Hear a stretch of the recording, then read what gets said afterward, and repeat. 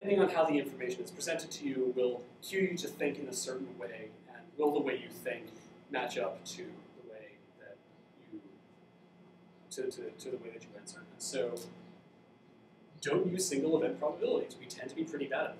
So use frequencies instead.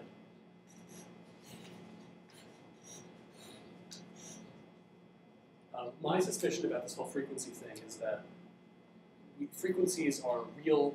Frequencies essentially take abstract statistical possibilities and convert them into real likelihoods that we can envision. And so it's one thing to say there's a 20% chance of rain tomorrow.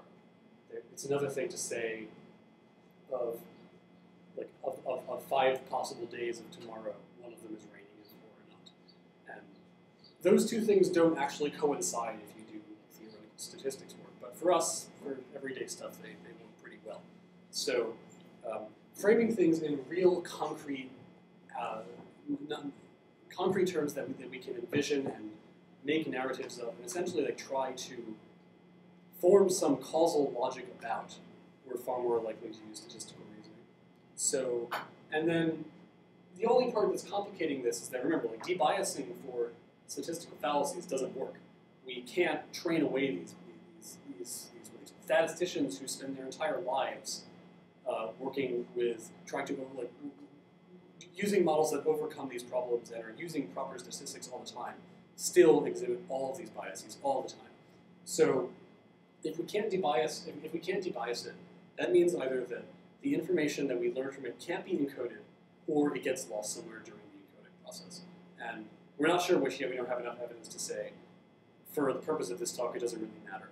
But what this means is that the general conclusions here that we can take away are that we can think statistically rationally. And more importantly than that, we do have some understanding of statistical reasoning, and it's there somewhere.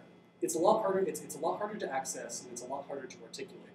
When in this study you had, in the Thomas study, when you had people give reasons as to why they answered the way they did, the people for whom they were using causal logic were very easily able to articulate opinion.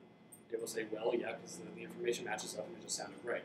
For those who had to use statistical reasoning to get to the right answer, they were more correct, but a lot fewer of them were able to articulate their response as to what their thought process was.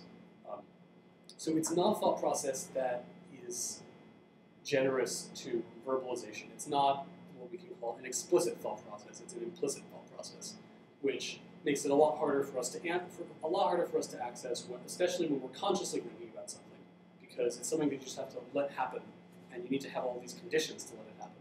So it's there, but it's hard to access, and we use it as a backup to causal logic. But when causal logic looks like it's going to fail us. That being said, we can improve things now. These are lessons. Where'd they go? Oh no. Well, anyway, those points of base rate neglect, conjunction fallacies, availability and representativeness heuristics, they are very useful heuristics, and most of the time they do work, except for the conjunction fallacy, which is really dumb. But they do have their flaws. And so when you see yourself in a situation like this, where you're trying to figure out which of these is more probable,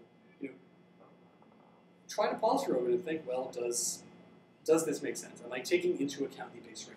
And my life experience with having taken the class where I learned all this stuff and then did all this research, this is now, I took it last fall, it's now this spring. I don't think I've become a much better decision maker, but I've been able to tell a lot of the times when I'm wrong.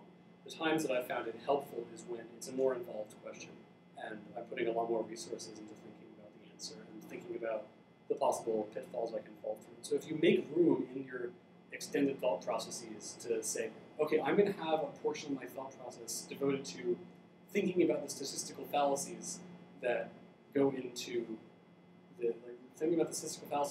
this decision. There you have room for them, and you'll start thinking about them that way. And those are the times when I think, well, all right, this information makes this outcome seem more plausible, but am I taking into account the base rate? And so can we improve our decision making from this? Yes, marginally, but still yes. And I think that's pretty cool. So, are there any questions?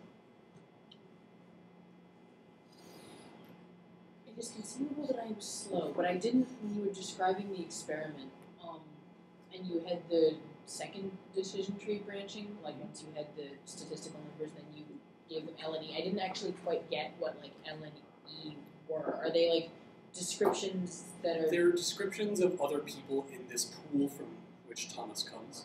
Do you tell them that? Like, do you say, like, this is a description of someone in the pool who may or may not be Thomas? Is that yeah, and the psychologist, like, I debated about using this study because the paper is really awfully written. And, like, basically what the paper says is they gave information about other members of the pool. I don't think it was the same kind of personality description of Thomas.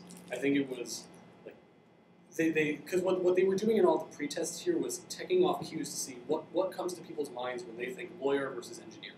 And so I think they were given like a body of either adjectives or some more plausible information that made it coincide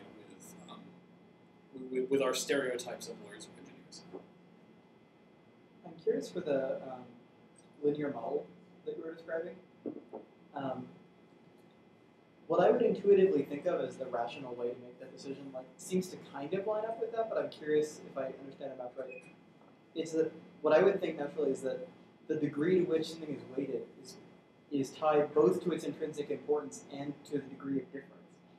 Because, like, even if handling is the least important factor, if price is your most important factor, if one car is $10 more expensive and the $10 cheaper car cannot turn, yeah, I think that would shunt handling all the way to the top very quickly. And it seems like that kind of reshuffling will happen even with smaller degrees of variance. Yeah, well, the linear model stuff that this all comes from, again, like these are always cases of psychologists taking the strongest possible example to make their case the most clear. And so, like, for grad student stuff, I think that works a lot better. For picking a car, I think you're absolutely right. And when you look as to how people make decisions about when picking a car, what you find is that they're given a slew of choices because they've got A, B, C, D, and E, and then if they're kind of obsessive, they've got like all the way to J, etc. And they have this whole list of characteristics, and so they have to narrow down the scope somehow. So they take them off one by one, and they get rid of all these fairly quickly by just saying, like, does this meet a benchmark, etc. Then when they're down to a couple of choices, they spend a lot of time figuring out how to deal with them. And the study from which this comes is where you put people on a board where they have to pick an apartment. And so there's apartments A, B, C, D, and E, and they've got all of these different characteristics of the apartment.